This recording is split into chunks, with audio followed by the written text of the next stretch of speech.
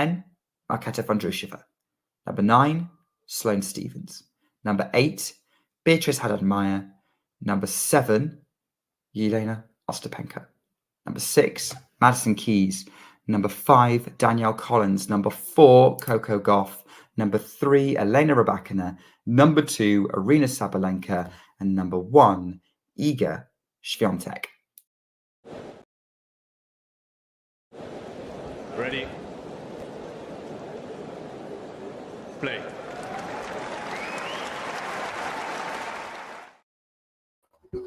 Hey guys, how are you doing today? We were supposed to do Mahat Borges, which you probably could have noticed earlier on the channel, but unfortunately we have to kind of switch around.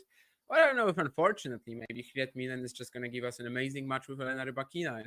Maybe it's going to be that Blinkova-Rybakina situation at the Australian Open when I was actually very glad that we did that one. I don't remember why I was on that stream. Maybe I was just excited about the match, or maybe we were wrapping up something else actually. Maybe that was the thing that we were actually just wrapping another stream and started watching Blinkova Rybakina. But anyway, Minnen Rybakina, the first round, of course, Rybakina, she withdrew from round due to illness. We don't know the exact status of it. We don't know if she's going to be like 100% fit here. But, well, that's my assumption. That's the way I was assuming, doing the bracket and stuff and just analyzing the event in general. She is, well, I won't say under any big pressure or anything, but Świątek has already gone through to the second round.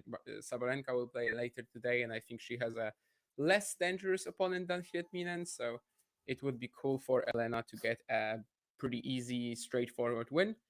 We'll see how that goes for her. Of course, last year at the French, she had to withdraw also due to some sort of injury, some sort of sickness. So, well, it's actually been a while since she lost at the French Open, but it's also been a while since she went deep there. I think she made the quarters in 2021, but after that, a couple of third round exits. Of course, last year's being a withdrawal. When it comes to their head-to-head, they've played twice, both in the year 2020. It was Strasbourg, and it was I actually have to check. I don't remember what the other meeting was, but the Australian Open. Both matches relatively competitive. Of course, 2020, Elena maybe was still a bit of a different beast. But if you remember that beginning of that season, just before COVID struck, like she was actually one of the hottest prospects on tour at the time. So, I do have a lot of respect for Minnen's game. I think she is an underrated ball striker. Is she going to be much better from here? Maybe not, but I do think she has quite a lot of talent. So unless she gets like totally overwhelmed by Rybakina's ball striking, maybe she can actually fight back here as well. So far, just a couple of sloppy backhand errors from Rybakina as she goes down low, 30 in the very first game. Venus Williams said that Minnen will be number 1, right? But I do think that there was a little bit of, I don't even know what, like if sarcasm or whatever in that comment, but well, she said something like that after losing to Riet last year or 2 years ago. So well, it's just nice, funny to bring it up, I guess, every single time. As for the outside courts, and by the way, that's a backhand slice error now from Rybakina as she was trying to approach after it, so it's 3 break points for Minnen right away. Even if there's a break, of course, we're not sounding the alarm yet, but it's definitely a pretty horrible start for the 2022 Wimbledon champion so far. By the way, when it comes to the outside courts, we don't know when exactly the rain will stop. Apparently, it's pretty light, but my forecast at least is showing that it should persist for like a couple of hours, likely. So yeah, I would say that it's probably going to last at least a while. And that's all we know for now. That's why we had to give up on the Borges Mahat stream. I'm not like hardcore pressed for time today, but if it was like 3 hours of a rain delay and then it goes 3 hours, then I might have to leave. So, we just decided to stick with something like that, basically. Sorry, just had to reply to someone that I'll be bringing sausage for a party on Thursday.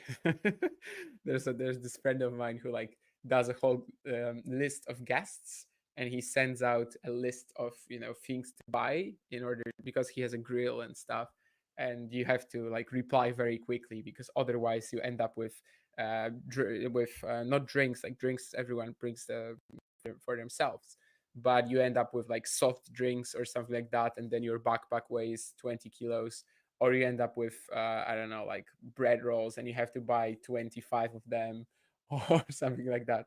So sausage is the premium choice.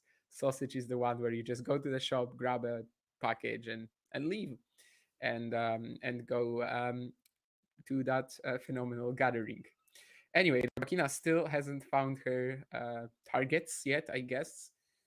5 points so far. All 5 points have gone Minnen's way, and I think all 5 of them will be classified as unforced errors. And that's a 6th unforced error in my book. I know that returns can often be classified as forced, but that one on the second serve, she's wildly out of her rhythm so far. But well, we'll see. It's just the very beginning of the match. 6 points going Minnen's way, though. She produces this start despite not really having to do all that much, truth be told.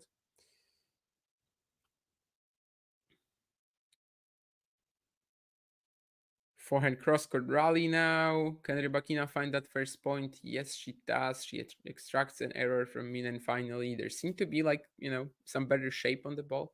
Although I have to say that most of her errors so far, they've been on the backhand side. So maybe that's been more of an issue. Here she actually felt reasonably comfortable. That's how she looked, at least. Pretty sure that most of you, and generally most of tennis pundits, experts, whatever, think that Rybakina is one of the favorites for the title. So if she was to lose here, it would be a pretty massive upset. Some nice forehands from Minnen, but it's not quite enough to get an error out of Rybakina, who's defending very well in this rally.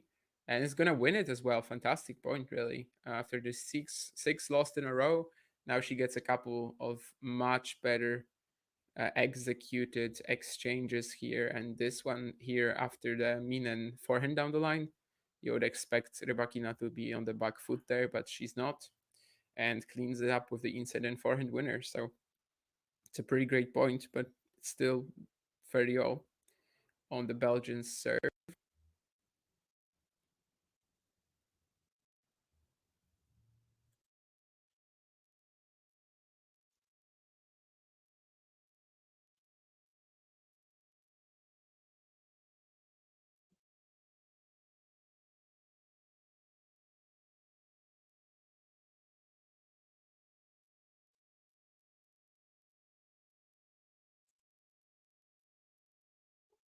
Now Rybakina fires, so that's much better. The second point of this game. She is really starting to like piece it together, it seems. And will she also grab the 4th point? Then Minnen gets to that ball, like, pretty good reaction. And Rybakina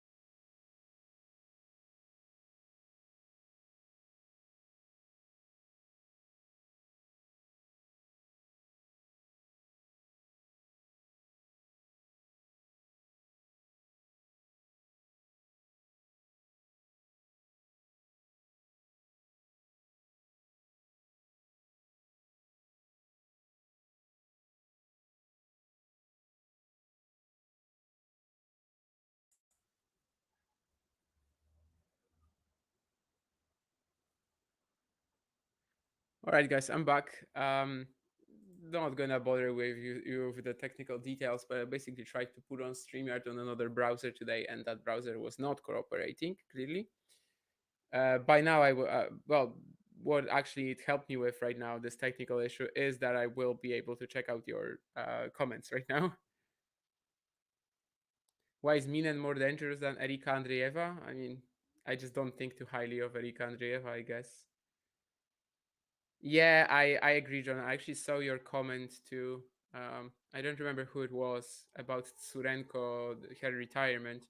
Oh, it was like TikTok tennis or whatever, and I very much agree. I mean, even if she hasn't been healthy, and maybe some of her retirements or walkovers were a little much, I don't know. Again, I'm not living in her body, but like on this particular case, really, and like so many people saying that she just wanted the prize money and stuff. Yeah. Rybakina playing a great drop shot this time. By the way, in the meantime, while I was out, Minnen, well, she won her first game, Elena, but now Minnen will be trying to keep up her break advantage. There was a question. Aside from Iga, who do you think can realistically win this tournament? Rybakina, Sabalenka. If Daniel Collins beats Iga, maybe.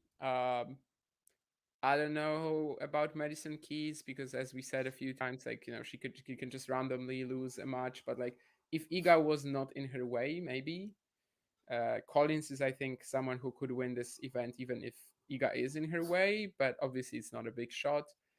But like, yeah, if Rybakina, Sabalenka, and Świątek would all lose somewhere for whatever reason, then it's like mayhem. Oh, and Coco as well. Like, if Coco avoids Iga, then she can definitely win. I almost forgot about her because I've kind of gotten used to like not putting her in the conversation. But I think at RG we have to.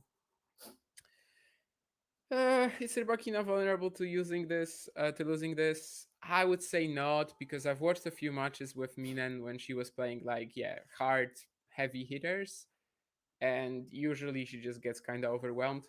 Like she's super good when you just allow her to attack in her like own free flowing way. She just kind of, I don't know. She just plays inside the court, runs around the backhand, hits some beautiful forehands, and goes to the net as well, and like just kind of has it all her way. Then she's very dangerous. But like when someone like Rybakina is hitting returns like this one on the points that got her to 1540, there's just not much that Minnen can do. Like the moment you get her on the defense, I think she's much less exciting, much less potent, and I just don't know if Rybakina is a good matchup. Last year, I, for example, was at that match with Minnen and Jastrzębska, the final of the WTA 125 in Kozerki, and like Minnen won the first set, but the moment Jastrzębska found her range, it was done. I don't think Jastrzębska and Rybakina maybe are particularly similar. I think maybe Jastrzębska Sabalenka is a better comparison, but it is a similar type of way they can overwhelm Minnen, I think. And yeah, I just don't really feel like she has a good shot.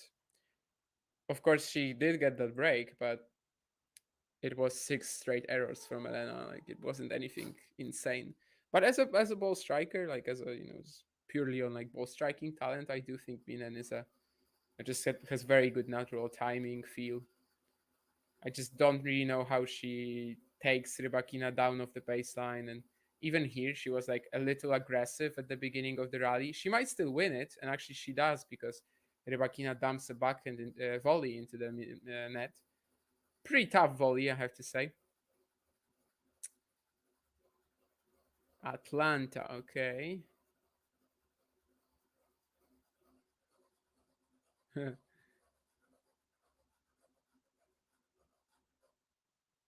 New chart, Elena Rybakina. That's some advert. That's some ad, I guess.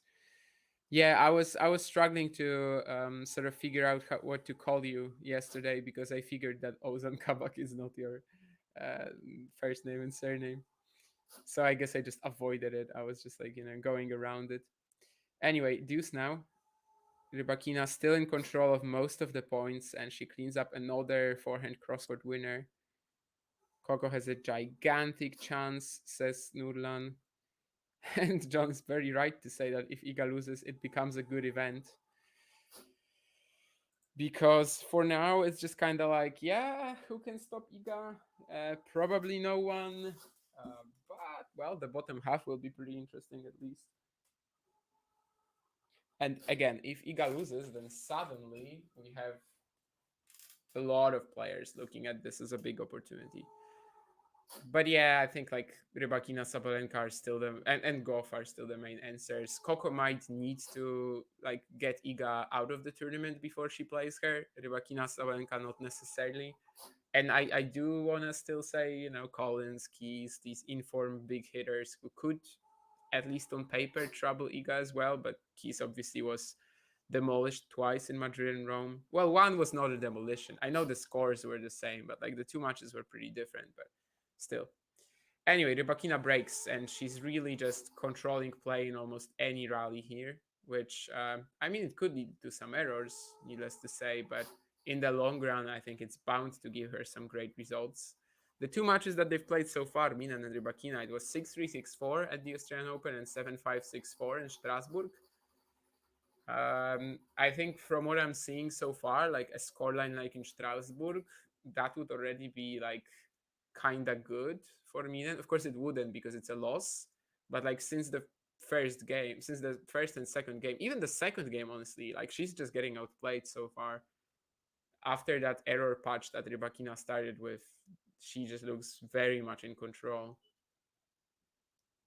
And again, here, just massive forehand, and there's nothing that Minnen can do from a position like this. It just doesn't play to her strengths whatsoever. To me, that's an ace.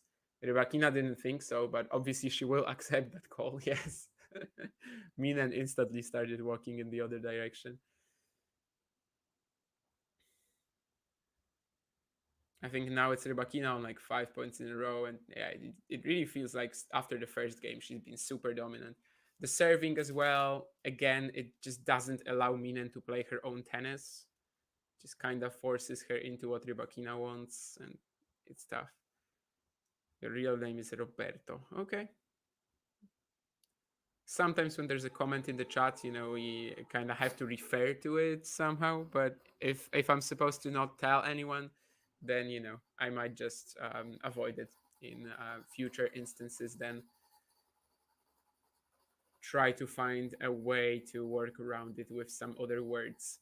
And of course, as I was, I think, just saying before it cut me off previously, this is the only match on the grounds at Roland Garros right now because Philippe Chatrier starts at 12 a.m. or, well, noon actually. 12 a.m. would be midnight, I suppose. It starts at noon, and we will have Kim Van Zhenk against Alize Cornet there. Thank you to the Roland Garros organizers for bringing us the roof for this year on Susan Langland, because if it was 2023, we would actually not be watching any match at the moment. It's also kind of funny to me sometimes, like how at Grand Slams, when you have 2 or 3 roofs, you have like, you know, that mayhem in the first 3-5 days when there's so much to watch. There's like 15 courts going on at the same time, and basically the viewing attention all over the world, of course, is still focused on like the main courts, but you know, it gets split around the courts, especially among like more hardcore tennis fans or among those who want to watch like someone from their country. Whereas when you get a rain delay, you basically have just like 1 or 2 matches, and suddenly everyone is watching it. You know, suddenly Kriet Minen is on the basic probably half my Twitter timeline right now.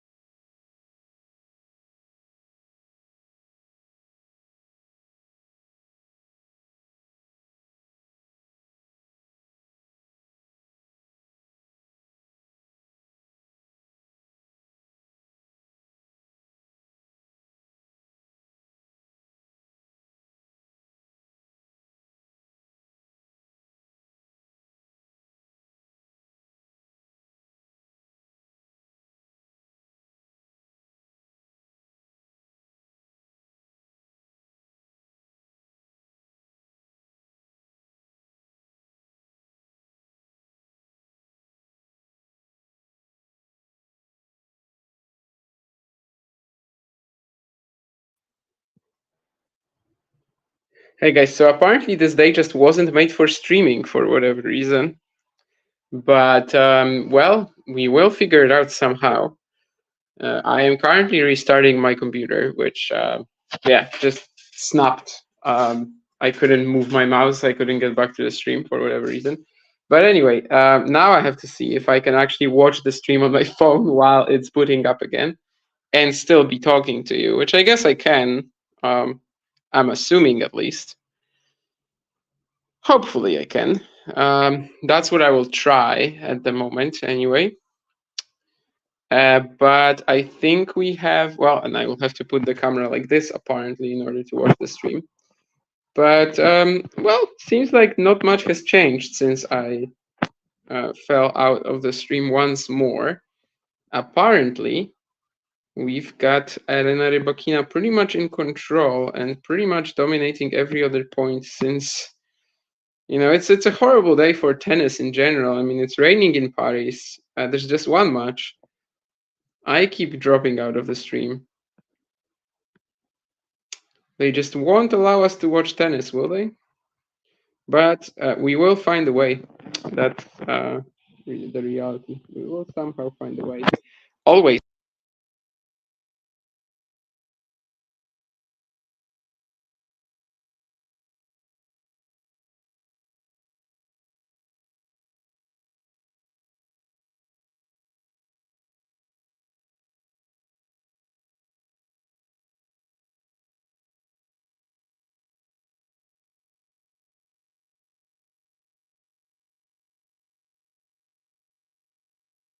Can be talking to you and watching the stream, but on the changeover, I will try to drop in and see if there were any comments or stuff.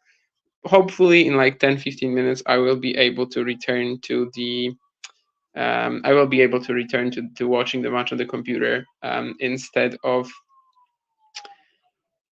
my phone. But we will find out how that goes.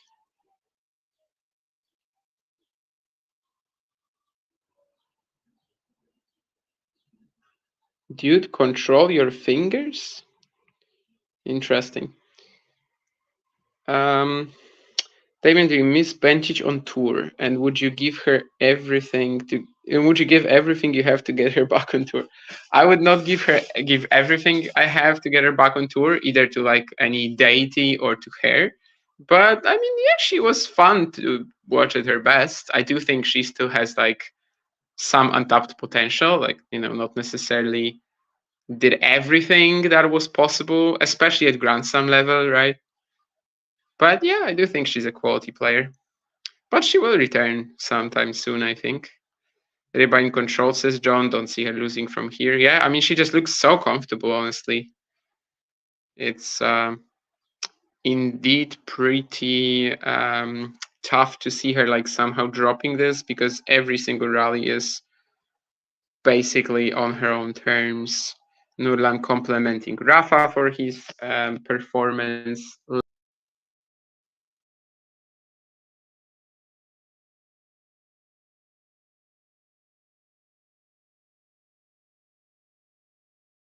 Number 10, Marketa Vondrousova. Number 9, Sloane Stephens. Number 8, Beatrice Haddad-Maia. Number 7, Elena Ostapenko. Number 6, Madison Keys. Number 5, Danielle Collins. Number 4, Coco Gauff. Number 3, Elena Rybakina. Number 2, Arina Sabalenka. And number 1, Iga Swiatek. Thanks for tuning into this watch along. While there's a break in play, here's a reminder to hit the like button, subscribe and click that notification bell. Your support helps to keep the channel going. While we're here, you can now become a member to enjoy perks including badges for the live chat, but also bonus material such as interviews with top players from both ATP and WTA tours. The membership link is pinned in the live chat. You can also follow us on Twitter, Facebook and Instagram. So whether it be serves or volleys, forehands or backhands, serve bots or drop shots, we've got you covered. Whether that be via our website, talking-tennis.com, where you can read features and interviews from our top writers. Or if you prefer us in audio form, you can subscribe to our podcast on Apple, Amazon or Spotify or wherever you get your podcasts from. Remember, we offer you wall-to-wall coverage via our regular watch-alongs, magazine shows such as Nick's WTA Weekly or Damien and Mario's ATP version. Plus, we deliver top content from people on the ground, actually at the tournaments, so you get even nearer to the action. So, what are you waiting for? Hit that subscribe button so you don't miss out on all things tennis. Ready? Play. My name is Clara Towson and I'm a friend of the show. Boom. I am Francisca George and I'm a friend of the show. Perfect. Hi, my name is Susan Leemans and I'm a friend of the show. Boom. Yeah. My name is Zainab Sammaz and I'm a friend of the show. Boom. Hey guys, my name is Sasha Vickery and I'm a friend of the show. Boom. Hi, my name is Lloyd Harris and I'm a friend of the show. Perfect. Hi, my name is Jasmine Paolini and I'm a friend of the show. Wow, Jasmine, you got it in one time.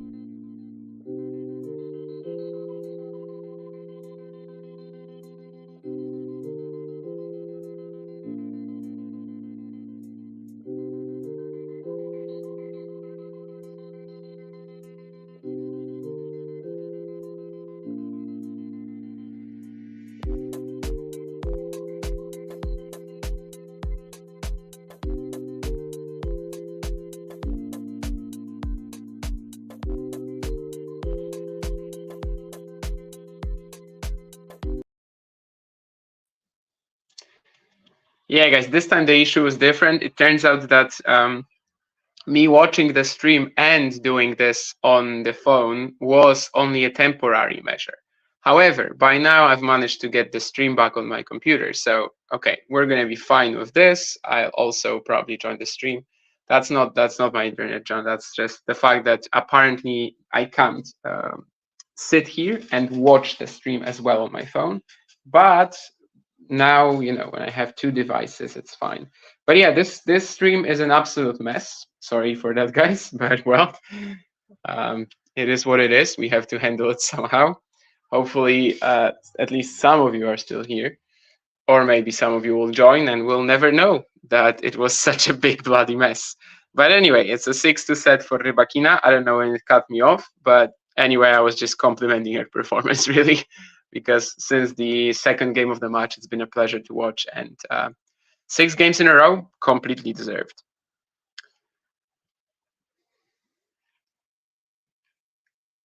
Yeah, I thought that Minnen speaks both Turkish and Russian. That's what I figured.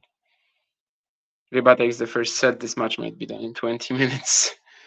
Well, yeah, it's not looking bright for Minnen. She did look pretty frustrated as well after the first set, but sometimes I guess you just gotta, well, I don't want to say surrender to your opponent, but sometimes you just gotta realize that, well, I mean, they're playing that well that I don't really know what to do, and I think that's what she's experiencing at the moment.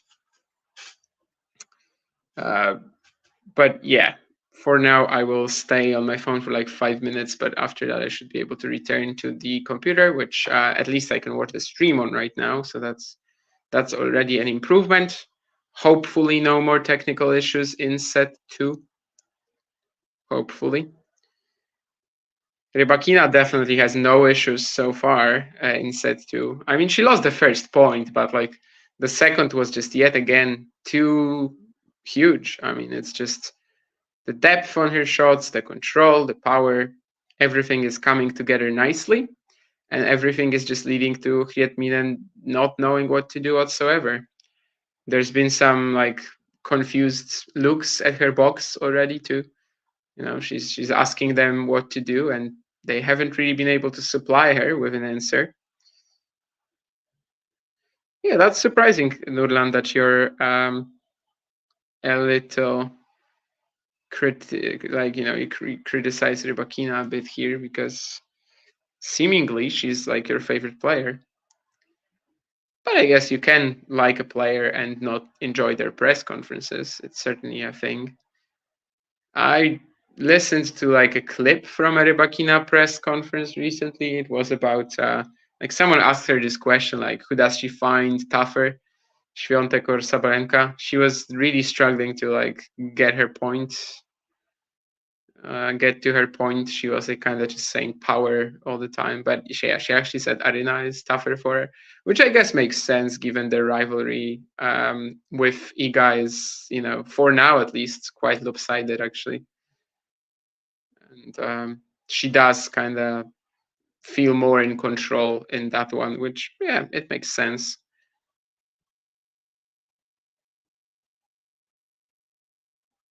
I suppose Iga would also say hair instead of Arena.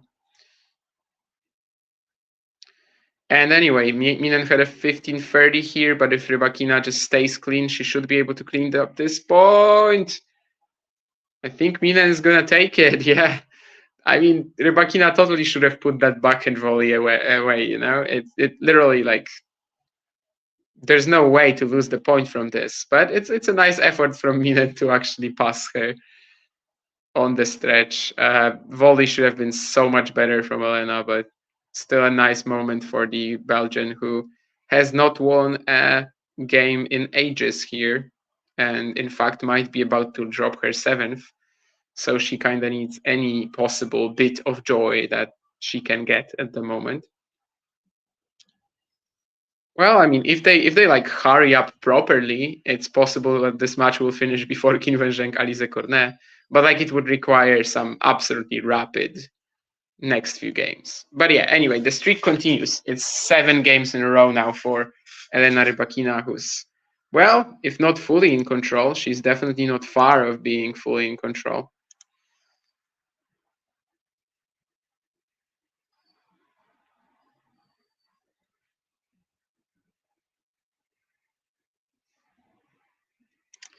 And the big question now is going to be whether Minnen can actually come back to win a game or not.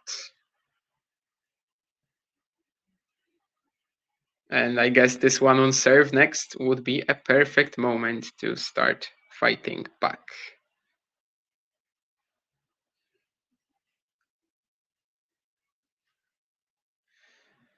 Nurlan, you seem to like really change your mind a lot, because just a couple of weeks ago you were telling me that Rybakina is trashing Świątek every single time.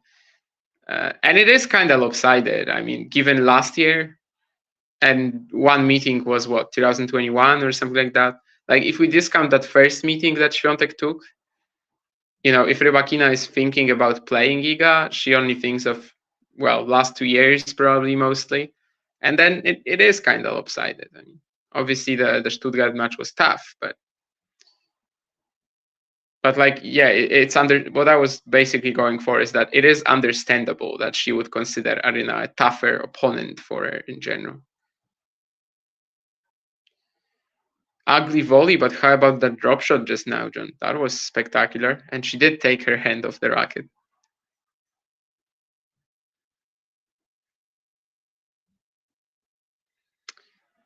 Love 30 on the Minnen serve. It's just not looking better with any game, any like any incoming game. We're not getting closer to a Minnen game, it seems. We're just getting closer to a total Rybakina beatdown. And as I'm saying that, she just finds another forehand winner cross court.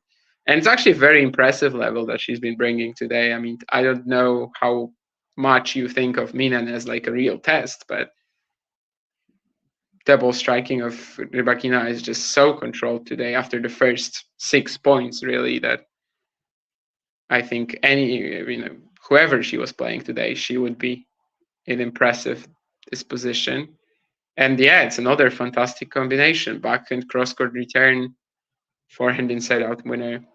6-2, 2-love, Elena Rybakina, cruise control.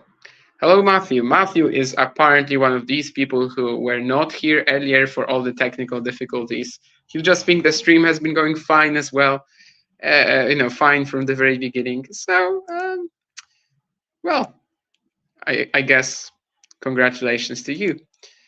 You were lucky to avoid that. Hopefully no more, by the way. I don't want to jinx it, but I think just in case, because I'm going to rejoin from my computer in a second, but just in case, I'll probably stay on the stream on my phone as well, just backstage.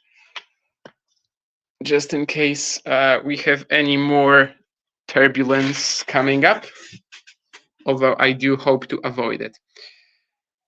Anyway, Rybakina serving at 2-love. She still hasn't lost a game in forever.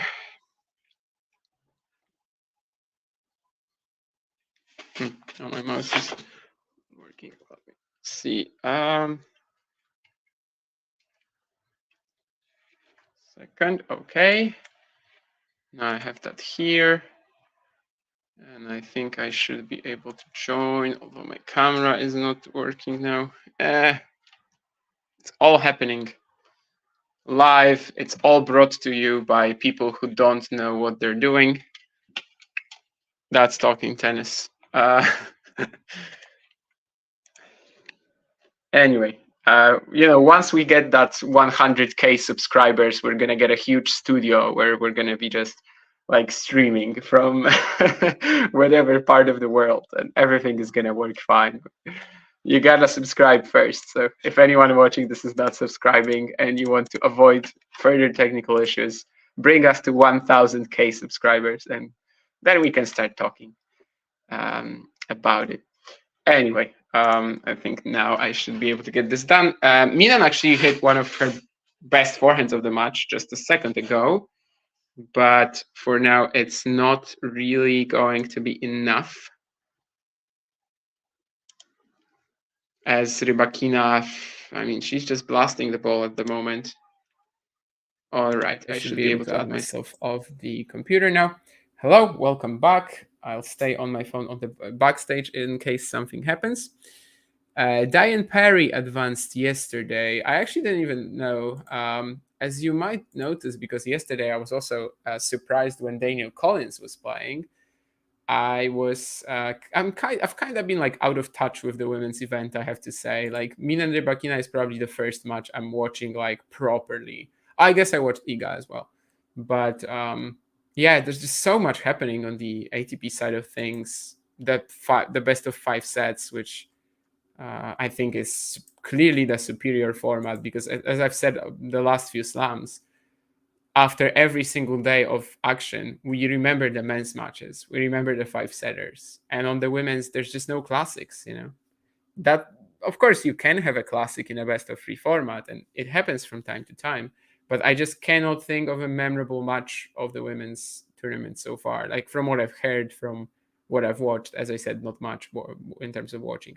Oh, and Parry beat Fiona Ferro. I would like Fiona Ferro to get back to her best, but it's taking a while. From WTA players, who has the best second serve? What kind of second serve do you think is the most effective? Depends on effective depends on the surface, right?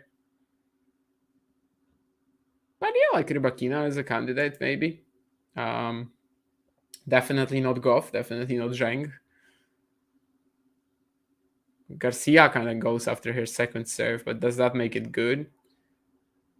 But I would assume, yeah, like some players like Rybakina, Sabalenka depends, but Sabalenka actually can have one of the best second serves. Of course, she's had major issues with her second serve before too, but when she sorted that out, like, she also has one of the best second serves in the game, I think.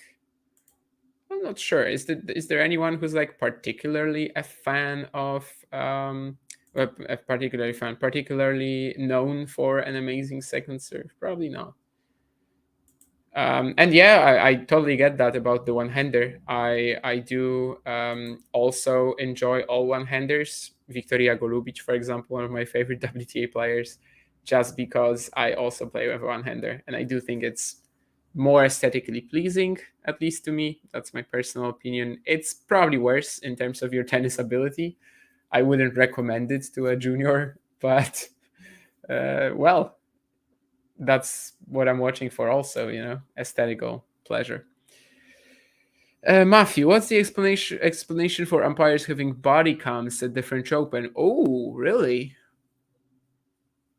I didn't see that. So are you talking about chairs, I guess, right? Like not line umpires? I didn't see that, actually. That's interesting. Yeah, I have no clue. The only like real body cams I can think of is, of course, the police, and not Sting, Stuart Copeland, and Andy Summers, but the actual police I don't know, on TV shows or whatever. But I don't know why a chair umpire would need it. Because like if you're a chair umpire, you pretty much like everything gets recorded anyway, right? On the feed and on the stream. I don't think you need a body cam, really. Or maybe they just want to check out the marks or whatever. Right?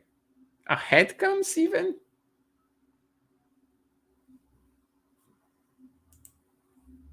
I guess I have to pay attention when an umpire gets off the chair next. I wasn't so far, clearly. This is so brutal for Minnen. She's breakpoint down here again. Tries to go for a backhand dropper. I mean, she hit it a few times this match, but didn't work out. Highest ranked player with the worst shot. I mean, Giovanni Pecci-Pericat. I know, Kid, this isn't an answer that you wanted to hear. But I know on clay it's fine, yes. I mean, Benoit Paire is not in the top 100, but surely that's like a forehand that cannot exist at any level, really. Richard Gasquet, was in the top 10 with a horrible forehand as well. We've got some new examples, like, I don't know, Elmer Miller, for example, but I think Miller's forehand is much better than Paire's or Gasquet's. I think maybe especially Paire is just, like, it's pretty insane to have a forehand like this.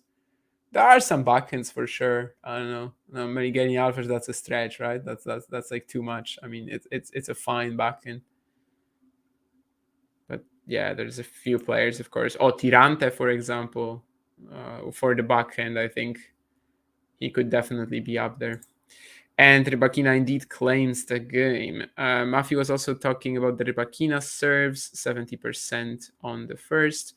I mean, as usual, I have to point out that the first serve percentage depends on what you're going for, if you're going full power or if you're trying to have a high percentage. But yeah, in this case, I do think that she's just indeed just has some good rhythm today on it. Yeah.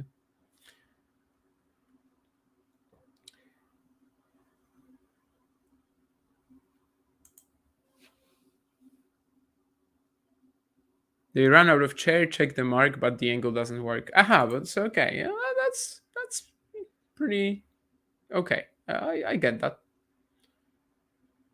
Yeah, it's just more huge blows delivered by Rybakina, and Minnen cannot do anything about it.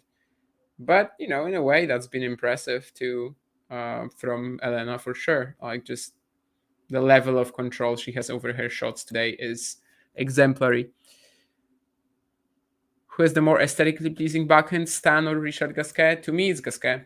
I think that to me, it's Gasquet. Just more variety of the angle, I suppose, if that makes sense. Like, just more that he really like cooks up with it and is creative with it. Whereas Stan is more full power, which is okay. Like, I like his, when he like really unleashes on it, for sure, it's great. But I think Gasquet is definitely one of the more aesthetically pleasing players in general. Great watch live too. Maybe not in 2024, but a few years back, he was fantastic. I remember this match with Michael Immer that I saw in Marseille. He lost it in 3 sets, and it was actually one of these, like, in France they have these weird rules where like one of the matches isn't televised because of some rule of cameramen working, and basically like not many people were able to watch it, and I was there live, and I remember just being so in awe of that entire encounter. Of course, Gasquet ended up losing, but yeah, just the angles he produces on the backhand it's spectacular to watch for sure. Solid candidate for the best looking one-hander ever. I don't know actually if there's someone who can rival him. I think I do take slightly, like, a lot less pleasure in watching him in 2024, but he was very fun against Chorich. I think it was also a reflection of Chorich's season and Chorich's form that he played. Like, he couldn't literally like win points on the Gasquet serve, but still, I mean, it was a nice rolling back the years type of performance. I just don't know if he's gonna do it against Sinner. Oh yeah, Berrettini backhand, that made sense too. Yeah. Do you think Iga's problem on fast surface is her second serve being too attackable or her ability to react to fast returns? I don't think it's her second serve that's like a problem that ever really been a problem. Like, almost every WTA player has an attackable second serve. She can attack the second serve of the opponents too. So yeah, it's probably just more her forehand's issues with reacting to flat pace and stuff. Like, I think just basically everyone on the WTA tour has an attackable second serve, and I just don't think it's the thing that decides matches. What used to decide matches, though, and sometimes does, that if people attack her first serve, like that's an issue. But the second, I think it has always like been getting a pass from me, really. Just because she's obliterating second serve returns, and it's kind of the same. Great to see Berrettini winning yesterday. Are you excited about Zizou Bergs in this tournament? Yeah, I actually just wrote an article about him this morning. I don't think it's out yet, and honestly, it's like nothing special. But I have to do like 3 this French Open for a certain website. But basically, I just wrote an article sort of about his top 100 journey and also about his potential for the rest of the event, which I do think is pretty huge. Like, he's playing Marterer right now. Maybe he will blow it, but Marterer is having a very poor season. 7-14, I think, is his win-loss record. And then he could potentially play Dimitrov. Like, to me, Zizou has a shot against Grigor on clay.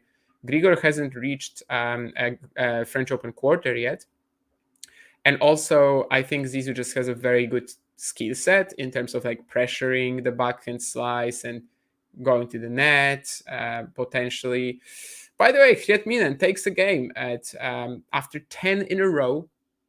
She finds a great backhand drop shot, and then Rybakina double faults. So 55 minutes in, we have 6-2, 4-1. She snaps that streak of 10 games in a row. Honestly, this game from Rybakina was definitely a little sloppy. Like there was that forehand error earlier at 40-32. Of course, she can afford it, but it kind of like stops that whole perfect performance narrative that she had since 2-0 basically. Minnen, by the way, has hit 8 winners and 4 unforced errors to Rybakina's 32 winners and 14 unforced errors, which just kind of tells you how Rybakina has totally dominated this match, and that Minnen hitting 4 unforced errors is still 2-6, 1-4 down. Great to see Berrettini winning yesterday. Jacopo Berrettini getting a shout out. Yeah, I enjoyed that too. 4 set points in the first set, 2 set points in the second set. It seems like his tendency for like being involved in these thrillers is still very much there. Seems like his level from recent events is very much there. So I am so excited to see if he can actually keep winning in Vicenza. Gaston Gaudius, sure. It's a pretty cool backhand as well. Of course, that's someone I watched like 2 matches maybe. And yeah, Justina now actually is a great shout. I mean, she's kind of like the Gasquet of the WTA Tour, right? In terms of how they applied their one-hander as well, I think. Pretty similar. And right now, definitely Golubic is my favorite in terms of the viewing experience. But, well, I mean, you can only really, say Golubic, Parry, and then after that, it's kind of tough to find anyone, right? So it's also not a big thing, I suppose. Daphne Pecci Pericard, the sister of Giovanni, plays a 2-hander. Go figure. Has anyone ever retired directly after winning a major? Pete Sampras, but he waited to announce it for the next 12 months. So I don't know if you want to count him. Flavia Pennetta announced that she will be retiring at the end of the season, I think, after winning the US Open or something like that. But, she still played the WTA finals, I think. So no. I don't know. Maybe there's someone else. I have to think about it. I don't know when Borg retired. Like, was it after a title? Of course, he came back later, so he also kind of ruined it. But I'm not sure what Björn Borg's last match was when he first retired at 26. But yeah, Pete Sampras is probably your best answer, even though he actually never announced it and only had a farewell ceremony next year at the US Open. Basically, just wasn't showing up at events for 12 months. And then he says that I'm done. So probably that's the main thing. Marion Bartoli, how much did she play after Wimbledon 2013? I'm actually not sure. Probably not much as well, but I think she played something though, right? But it's possible that actually, I will check because I think Bartoli might have played only 1 or 2 matches after winning her major, but I'm not sure. I mean, she also did try to come back technically, right? But it was a very short-lived one as well. And Marion Bartoli, in fact, played just 3 matches after winning Wimbledon 2013. So again, it's not directly, but it is pretty much right after. And who else was I mentioning? Because Pete, I'm sure about, and I was also talking about Pennetta. I think Pennetta played the WTA finals that year. I think she kept playing until the end of the season. But I have to check that actually. But yeah, my feeling is that I kind of remember her at that 2015 WTA finals because these are the ones that Radwanska won, right? And I think she might have been in the groups. Yeah. So Pennetta played 4 events after winning the US Open. So I guess I can't. Well, at least off the top of my head, I cannot give you a 100% answer to this, but yeah, Pennetta Bartoli retired very shortly, and Sampras didn't play another match after winning the US Open, even if he didn't actually announce retirement for 12 months. Deuce now, maybe Minnen can still fight back and just grab a few games. We'll find out. But of course, Rybakina is also very close to claiming this match. She definitely claims this rally, though.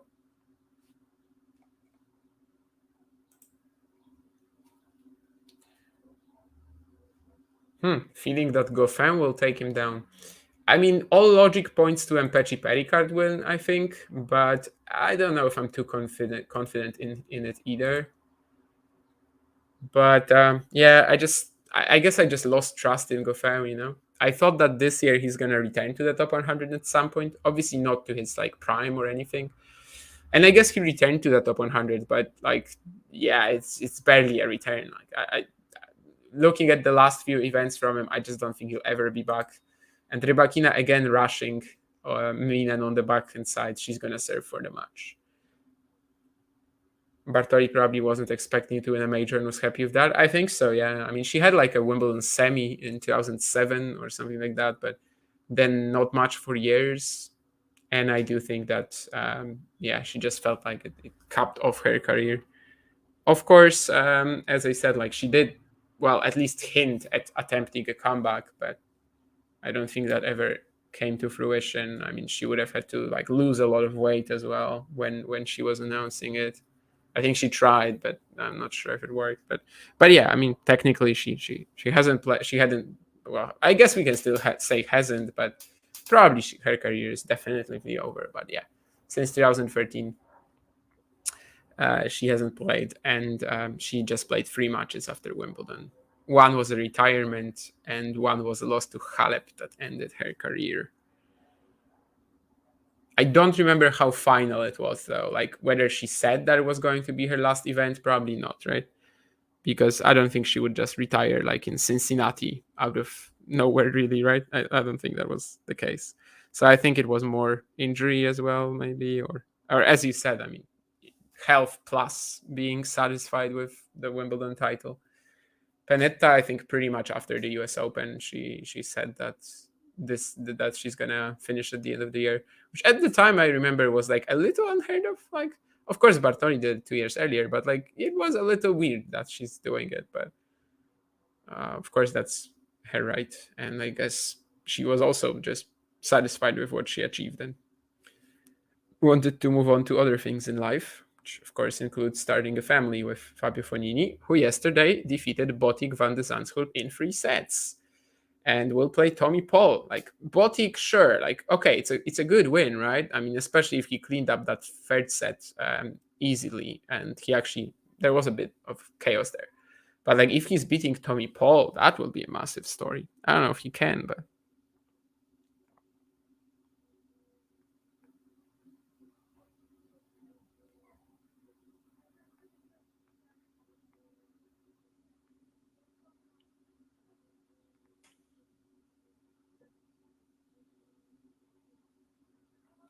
and it's going to be a match point for Elena Rybakina, as her kick serve is too much for Minnen to handle. An hour and 3 minutes in, we have a chance for the Kazakh to claim this win.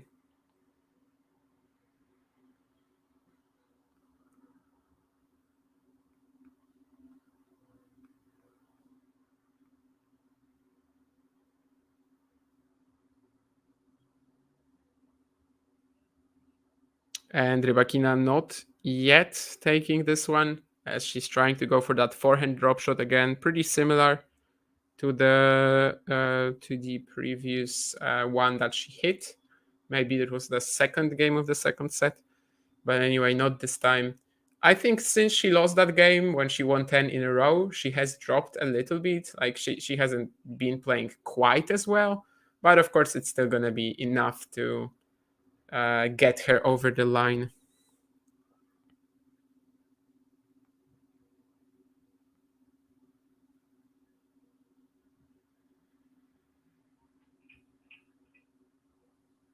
Now Minnen trying to fight back, and she finds this inside-out forehand winner with a sick angle.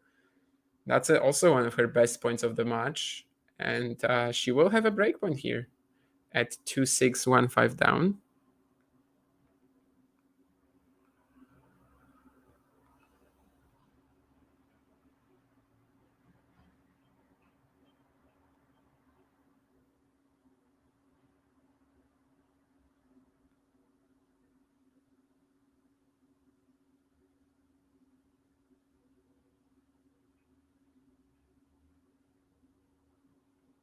Minnen is pushing her in this rally. Rybakina is forced to slice.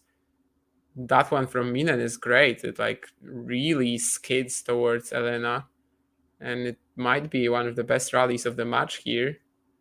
Minnen goes forehand cross, huge shot, and she breaks back.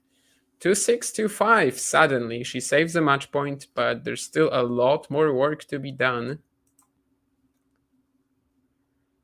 I felt sad for Sabine Lisicki when I think about Bartoli's win. She played so well, but crumbled in the final. She would have won if that was a semi-final match. Maybe, but then, let's imagine that the draw is different, and she plays Radwanska in the final. Does she also crumble, or does she beat her like she did in the semis? Who knows?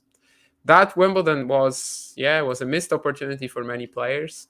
Of course, Lisicki kind of like created that missed opportunity, right, by beating Serena. Oh, and by the way, what I said earlier, that like Rybakina might finish earlier than Zheng and Cornet, like that almost happened. They are still in the first game. But of course, in the end, we didn't actually get to see that. Minnen, I think, still has 6 unforced errors in the entire match.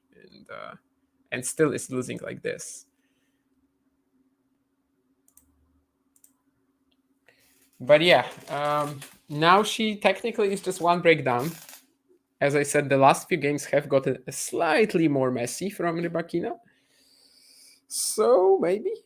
But to Minnen's credit as well, like it's not like at the beginning of the match when Rybakina gifted her 6 points in a row. This break, like the last 2 points, they were earned. Like they were properly earned. They were 2 of her best points of the match.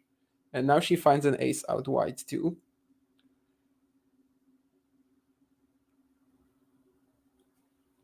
But yeah, that Wimbledon, like Lisicki created that chance by beating Serena, but then you have her, Bartoli, Radwanska, who were all just like desperate to win that title. And of course, only one player could have.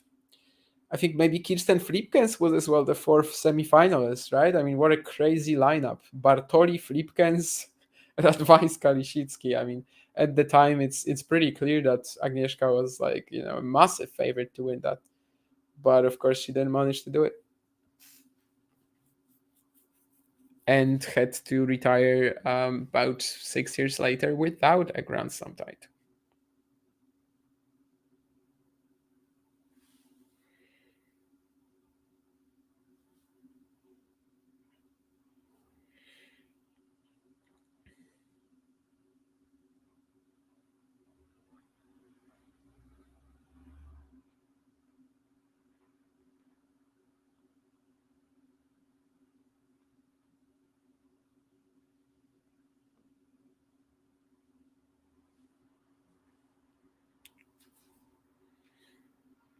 $30-15 now, as Rybakina misses a backhand return and another one, in fact.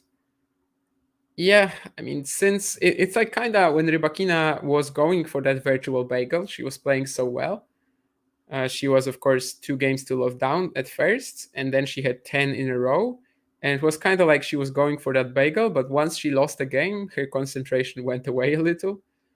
And yeah, I still think she's gonna like roll into the round because, well, of the lead she's built up. But the last few games, it's, she's not as dominant anymore. She's not as clean anymore. Minnen is actually hitting some of her best shots right now.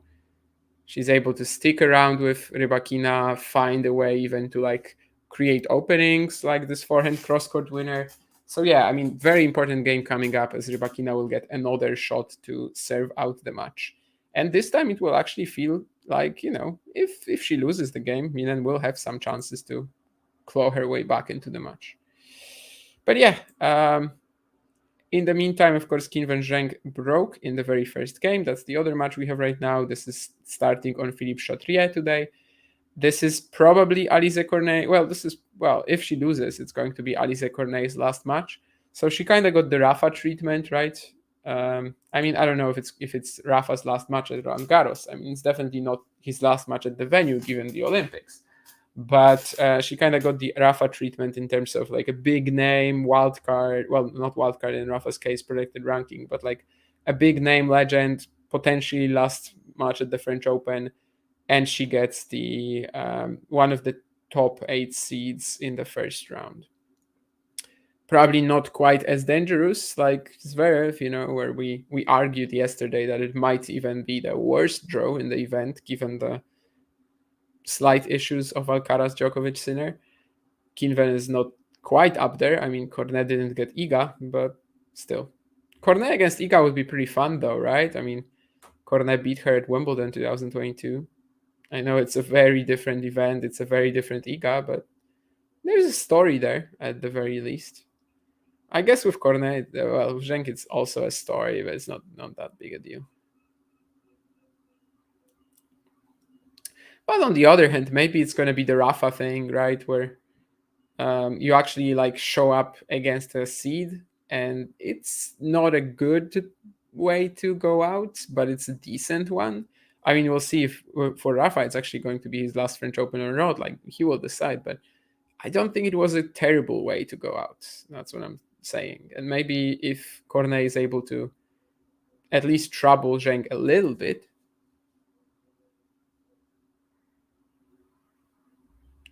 then maybe it's actually going to be a decent one, you know, like a big match and against a top opponent. It actually doesn't have to be the worst thing in the world. Of course, Rafa probably was aiming at a deep run. I don't think Alizé Cornet realistically is aiming at a deep run. Low 30 here, but Rybakina is serving well to get it back to 30 all. I mean, she really just needs to stamp her foot on the gas pedal now, I think. Just make sure that this doesn't go longer than it needs to. And she's doing just that now with her best volley of the match. That's not really a high bar that she needed to clear, because the few previous ones that we've seen from her were horrible, but it's still a good one on the stretch on the backhand side. And it's a match point again, 2 games later.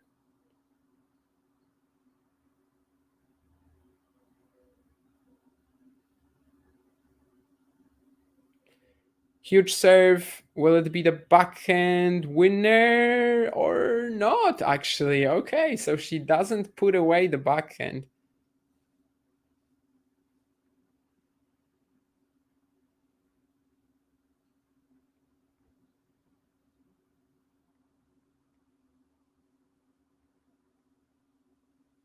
She doesn't put away an easy +1 backhand.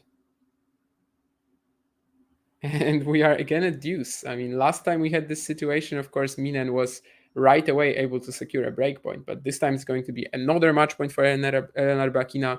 Number 3, +1 forehand, this time doing the damage.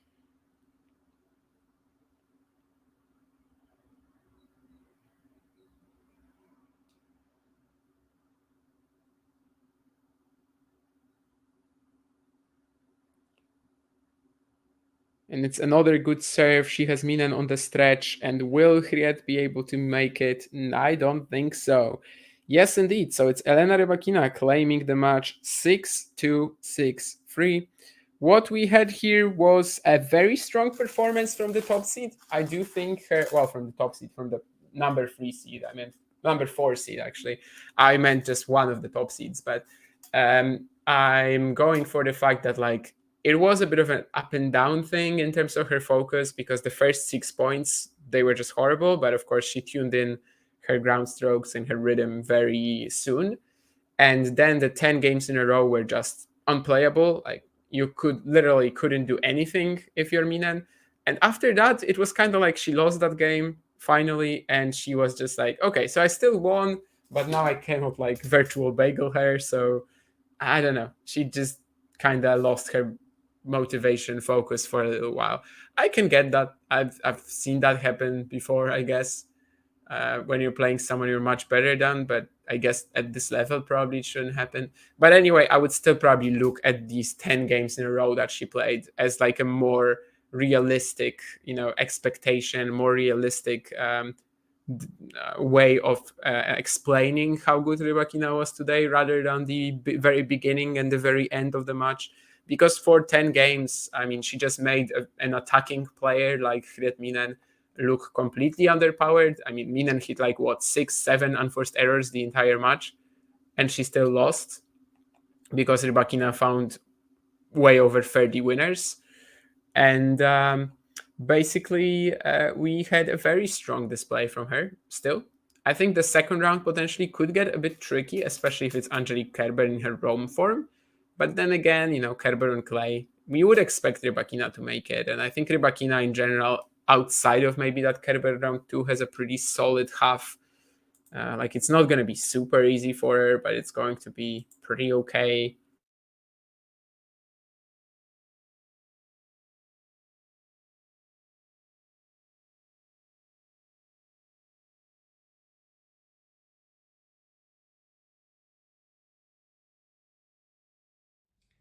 If you enjoyed this video, make sure you hit that like button.